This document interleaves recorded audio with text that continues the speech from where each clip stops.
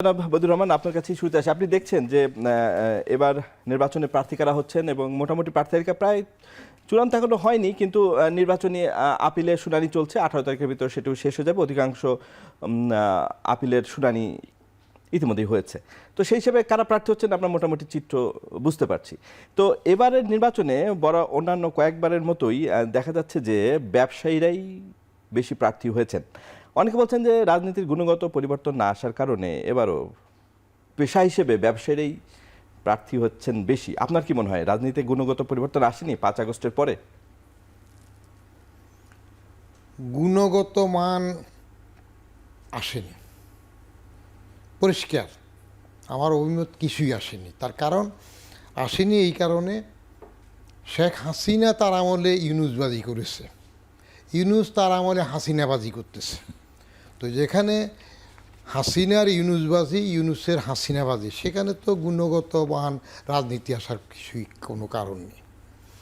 আর ইউনুস সাহেব এসে যা করছেন তাতে গুণগত মানের কিছু তো করেন নাই। তিনি কোথার থেকে কাদের নিয়ে এসে কি একটা সরকার করলো, কাদেরকে আনলো, এটা আমি আরেক অনুষ্ঠানে বলছিলাম দ্য মোস্টেস্ট উইকেস্টেড গভর্নমেন্ট। তো সেখানে রাজনীতি গুণগত মান হবে না, বরং তিনি রাজনীতিতে কিছু নূতন একটা দলের বৈরমখা হইতে গিয়ে আকবর নাবালক থাকতে তার একটা বৈরমখা ছিল, সেই বৈরমখা হইতে গিয়ে রাজনীতিটাকে আরও কুলুষিত করে দিয়েছে।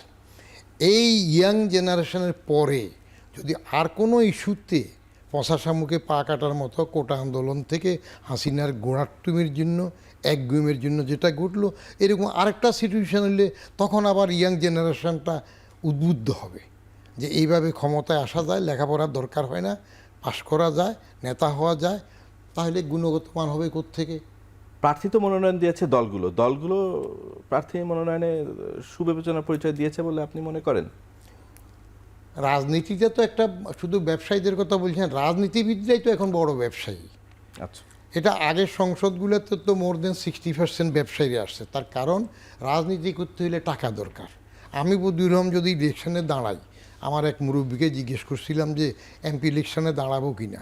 তো ভদ্রলোকের বয়স 90-র উপরে, লেবার পলিটিক্স করতেন।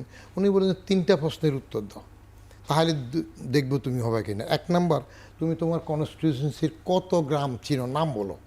তো আমি ফটফট করে যখন নাম বলে ফেললাম 25টি, বলো যে এটা ফাঁস করছো। এবার বলো তোমার টাকা কত আছে। আমি সেটা তো নাই, তাহলে তুমি মাইনাস। তারপর গুন্ডা ফান্ডা কী পরিমাণ থাকবে, নাই। তো তাহলে তো তোমার দরকার নেই, পরিষ্কার কথা।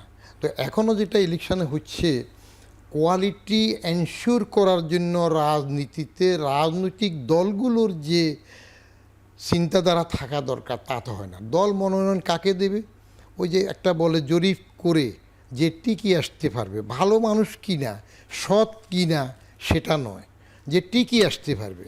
তো টিকি আসার জন্য তার ফান্ডামি, গুন্ডামি, মাস্তানি সব কিছুর মূল্য হইল টাকা। তো টাকা লাগবে। আর দল যেটা ছিল আগে, তো আলীবাজার 2টা দল ছিল, আওয়ামী লীগ আলী আর বাংলাদেশ জাতীয়তাবাদী দল বাজাত।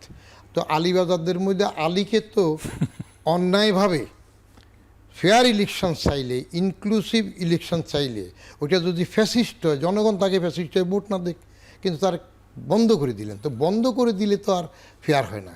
তো এখন বাজার দেখছে টিয়াতে আছে মোটামুটি। জামাত 71-এর সেই জামাত, এখন জামাত বুক ফুলে কথা বলে, তাদেরকে মানুষ পছন্দ করে বলে, তাহলে গুণগত মান কোথার থেকে আসতেছে? তার মানে ওই তারপরে নতুন শক্তি, কালো টাকার দূরত্ব থাকবে এবার নির্বাচনে আপনি মনে করছেন? জি, থাকবে। টাকা দিয়ে তো খেলা হচ্ছে। আচ্ছা, জানাফা যারা নতুন আসছে, যাদেরকে নিয়ে বড় আশাবাদী মনে হয়েছিল জাতীয় নাগরিক পার্টি, জানাফা, ওই জাফার মাঝখান দিয়ে না ঢুকে জানাফা যেটা হলো, তাদেরও তো দেখা যায় যে সম্পদ টম্পদ এক একটা পত্রিকায় হলফনামা একটু একটু দেখি, তো টাবুস হয়ে যায়। আচ্ছা, হলফনামা আমরা আসবো পরে আবার।